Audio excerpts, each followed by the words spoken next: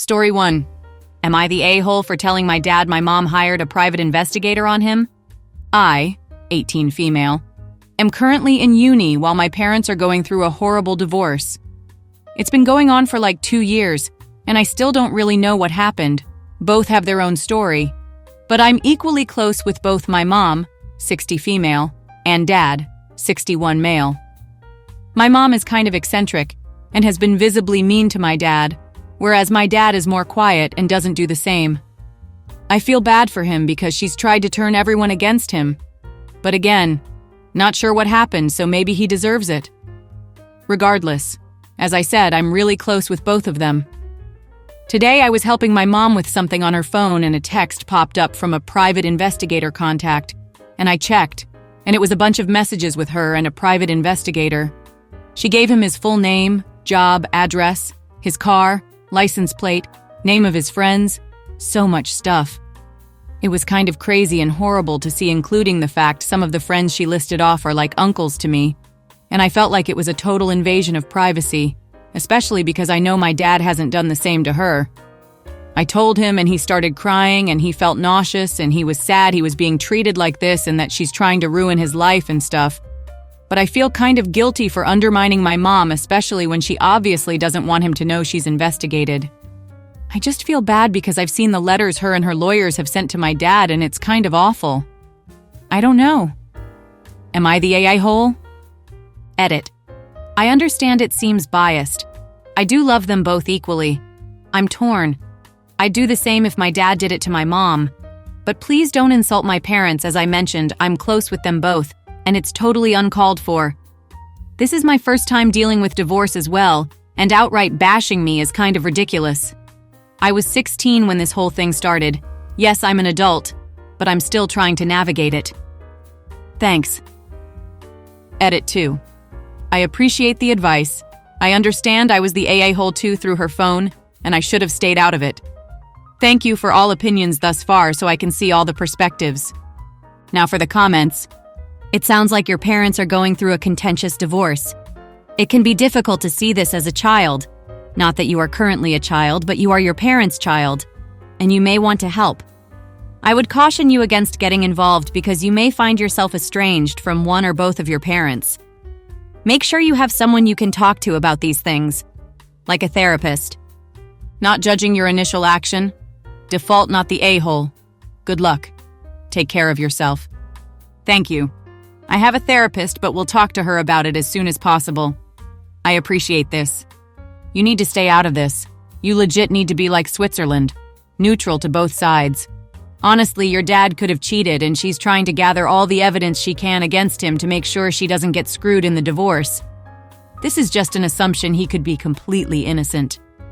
Regardless, you're 18 in the middle of a divorce of two people who raised you and who care about a lot. There's a lot on your shoulders, and you are not the a-hole by any means, regardless of what the circumstances of the private investigator entail. Remain strong, sending love your way. You're the a-hole gently. Stay out of this. You have no idea what happened. All the private investigator will do is find facts. That's it. So if your dad is okay, then there won't be anything bad the private investigator gives your mom. I'm not saying this is like your situation, but when my cousin's parents divorced, it was the same situation. My aunt was loud and upset, and my uncle was quiet and kept to himself. Thing is, he repeatedly cheated on her throughout the years. My cousin didn't know until about 15 years after their divorce. She was like, OMG, that's why you were so mean and angry. It could also be other things in their relationship that your mom felt she put up with and got tired of it. I'm 44 years old and see it in my friends' marriages. My friends take care of the kids, cleaning the house, doing all the laundry, all the grocery shopping, most of the cooking, and the husband doesn't really participate. Marriages, especially long marriages, are complex. As the child, you most likely don't, and shouldn't, know their problems. If you have nothing to hide, then got nothing to worry about, that's some bootlicking mentality. In terms of a divorce that will only be about finances since OP is 18, then yes, that's what I absolute stand by. A private investigator is going to find out facts. Things the father has done or is doing, backed up by records and/or picture. If the father is doing nothing that would affect the divorce, then yes, he is all good. I'm not saying that in general, if you have nothing to hide, you have nothing to worry about. Because depending on what the situation is, things can be skewed. But in this case, with what OP stated, the father is probably okay if he isn't hiding anything. Sucks that you are in the middle of this. Yeah, you're the a-hole. Why did your mom hire a private investigator? Sounds like you sided with your dad without even knowing what happened. You understand that private investigators are used to uncover dirty truths, right? You are inadvertently interfering in things that way above your comprehension level. You sound like a nightmare of a child, and I pity your mom. I'd do the same if I knew my dad hired one on my mom. How do you not know why they are divorcing? You're 18 and claim to be close to both of them. Neither will tell me, sorry. Then one of them messed up real bad. Bad enough that they don't want you to know so it doesn't taint your relationship with one parent. With how mad your mom is, it probably was your dad? Hiring a private investigator means she is gathering evidence for the divorce of trying to figure something out. Then one of them messed up real bad. This isn't always the case. Sometimes two people simply fall out of love or realize they were together for the wrong reason, or something that isn't so extreme and decide to go this route. Story 2. Would I be the a-hole if I leave my current job for my dream one, knowing this family's livelihood might collapse? I'm a graphic designer from Colombia, and finding a good job in this field is tough, especially in my small town where creative work is undervalued. After college, I got lucky and found a job at a print shop. We make canvases, stickers, posters, business cards, and more.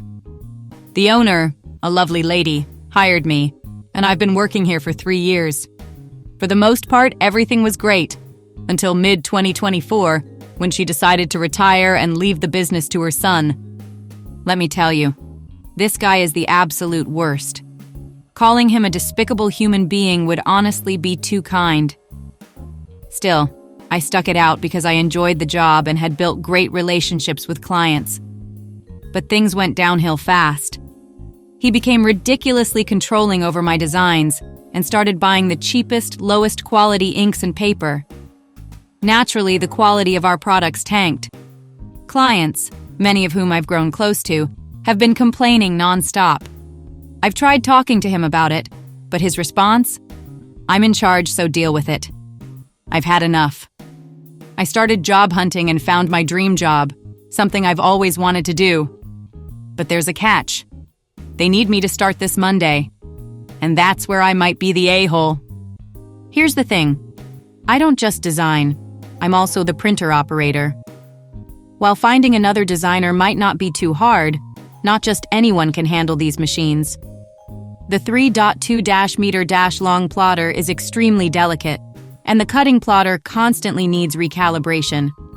None of this stuff is taught in college. When I started, the previous owner, bless her, paid for me to travel to another city for specialized training. She even covered my stay there for 2 weeks. I know the shop can't afford to train someone like that right now, so if I leave, they'll be in deep trouble. I feel awful about potentially screwing over my old boss, but I can't say the same for her son. He's running the business into the ground, and I don't want to go down with it. So, Reddit. Would I be the AI hole if I leave my current job for my dream one, knowing this family's livelihood might collapse? Now for the comments, not the AA hole. Think of it this way. If he found someone who said they could the job cheaper, would he keep you employed? You have more than paid back the investment that the previous owner put into you with the quality work you have done since the training. Do not let the opportunity you have been given get away. If it helps you, fiscally or mentally, offer to help train someone else and/or work for some period a week at an adjusted rate, X per hour, if you trust that you will get paid. If you think you might not get paid up front. And get this in writing with witnesses. Good luck. Wow, I haven't think of it that way, and it's totally true. If he could find someone to do it cheaper, he would do it in a heartbeat, thank you. I forgot to say it in the post, but I'm the only employee in the shop. He manages. So if I leave, there's really no one to cover, and that's why I was feeling guilty. But this comment specifically opened my eyes. And if you hadn't already thought to do so, clue his mom into what's going on under her son's management. Be factual. Inferior products, client complaints, loss of business, disrespects staff, not emotional. Her retirement may depend on his continued success, and she deserves to know the scoop. It does. That's why I was feeling so guilty. The lady doesn't have a retirement plan. This business is everything they have. Don't get me wrong, the business makes good money, but only because of the old good quality of the products. The quality has gone to shit, and if I leave, they will likely have to close at least for a couple of months until they can get someone else trained. January is one of the hardest months in this industry, so it's especially hard. I have talked to her, but she insists her son is a businessman, and he's doing what thinks it's best. We already lost 2 of our biggest clients because of this. When the business fails, there might be an opportunity for you to buy what's left of it on the cheap. If you can win back the customers with better quality and better management, it might be a great opportunity. That's another dream of mine. I'm actually sad because I really loved this job, but the situation, it's unbearable. Hopefully I can start my own someday. If that happens, I would get a loan on the spot. I know firsthand just how much money this business makes. It will be hard to recover the reputation we once had, though. Not the a-hole. The son is running the business in the ground because he doesn't value it, just as he doesn't value you. It would be unwise for you to stay in this position because your reputation as a professional will be tied to this low-quality product that he insists on producing, and you definitely don't want that. I understand that you will forever feel grateful to your old boss because she not only gave you a chance, but she invested in you. However, she's now gone and you have to do what is best for your wallet and your professional reputation.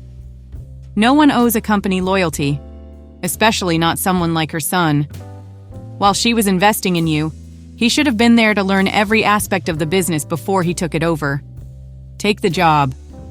That's honestly the worst part. The clients know the quality of my designs and art and how great our products could be, and now I feel so embarrassed every time I give them their orders. Most of them are really understanding, but as you said, it's my reputation as a designer on the line. Everything else aside, you have to leave that job. Stress from working with bad people can absolutely impact your health. In my personal experience, stress like that is just as bad as if you were drinking excessively or had a terrible diet or never slept. Stress absolutely will kill you. You do not owe this guy anything. And that lady, if she cared about your life, perhaps she would have offered to let you buy the business. But she didn't. And she knows who her son is. You owe them nothing. Leave and take the new job. You already know what you have to do, and Reddit is giving its blessing. Calling him a despicable human being would honestly be too kind. You don't owe any consideration to this kind of person, or the family that put him in charge of you. The workplace you remember fondly doesn't exist anymore. Start your dream job right away, not the a-hole. Thank you. I was feeling a bit guilty, but the support here has been overwhelming, and I'm more secure on doing what's best for me. Story 3. Am I the a-hole here for having 2 twin beds in my guest room instead of a queen and refusing to let my in-laws change the room? Hi, Reddit. This happened earlier this year and my in-laws are no longer staying with me. Background info. My husband and I, 24 female and male, have been married for 2 years. I am a social worker, and my husband works as an electrician. We own a 3-bed, 2-bath together. We have our bedroom, our home office, and a guest bedroom. My state's foster care system is one of the worst in the country. There isn't anywhere close to enough foster homes to meet the total number of children in care. As a result of this, children often get stuck at hospitals, psych facilities, group homes, etc. Oftentimes, we have children that have to sleep at the Child Protective Service facility in sleeping bags on the floor because there's just nowhere for them to go. It's very common for social workers to bring children home with them, myself included. It's hard to find emergency placements for siblings, so if I can't find a place for them for the night to keep them together, I will often just bring them home with me. My husband and I are child-free, but he's super supportive of this. So our guest bedroom has 2 twin beds, both with pull-out beds underneath. This means that I can give 4 children their own beds for the night. Earlier this year, my husband's brother and his wife were temporarily homeless. They lost their jobs and couldn't renew their lease. They had to scramble to find new jobs and a place to live. We let them stay with us for 2 months. I didn't really want to, but it was the right thing to do. They were very pissed about the 2 twin beds thing. Because of the way the bed frames are, you cannot push the beds together. And the room is a little small and oddly shaped, so you can't fit a queen air mattress in the room without taking the twin beds out. We don't have a garage, so there would be nowhere to put the beds. They wanted me to get rid of the beds or put them in a storage unit, so they could put a queen air mattress in the room. I refused because I didn't want to go through all that trouble when they shouldn't be staying for long anyways. And I worked hard to get the room to look a way that I feel is welcoming to kids, and I don't want to change it. I didn't tell them this, but I also didn't want them to get too comfortable with the room because I didn't want them to be tempted to stay for any longer than necessary. I would rather house kids in unstable situations than my ungrateful in-laws. My husband took my side and told them to get a hotel if they don't like it, but otherwise shut up. He said that if they keep complaining, they'll have to leave. He's a good husband. My in-laws have been telling everyone who will listen that we're a-holes who made them sleep in kid beds. My husband has been telling his whole family to F off, basically. And don't talk to us unless you have something nice to say. Am I the a-hole here, Reddit? There's like a dozen people who think we're a-holes, so I'd like some judgment. Now for the comments. They have a lot of demands for people who get free housing. Don't let them come back. Those kids sound like they need a place to stay a lot more than those spoiled in-laws. If anyone takes their side, tell them to house those 2. By the way, I'm happy that people like you and your husband exist. They are not welcome to come back, and neither is almost anyone in my husband's family now. I don't understand how he's such a great guy, but he comes from a family of pricks. Usually how it happens. The most intelligent in the clan see how awful the rest are and actively try to make a change so they're nothing like their family. You should counter with, "No, we are the kind people who didn't make them sleep on the street." Edit to add, "Not the a-hole. Agreed. Your house, your rules. That's a lot of demands for people who get free housing. Homeless and demanding a queen bed? The level of entitlement is off the charts. Maybe they were that choosy beggar who asked for anyone's spare 55-plus-inch TV to enjoy while being housed by OP.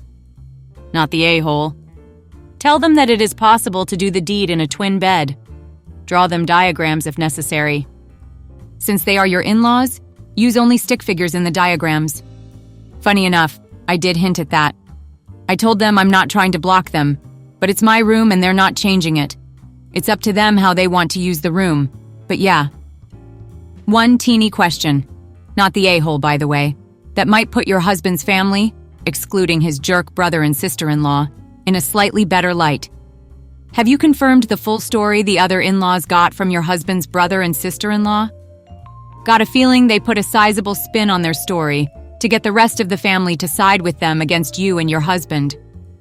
Maybe provide them your side of things, pointing out where the moochers are playing fast and loose with the objective facts, and see what happens. Worst case, you're where you are now with low contact.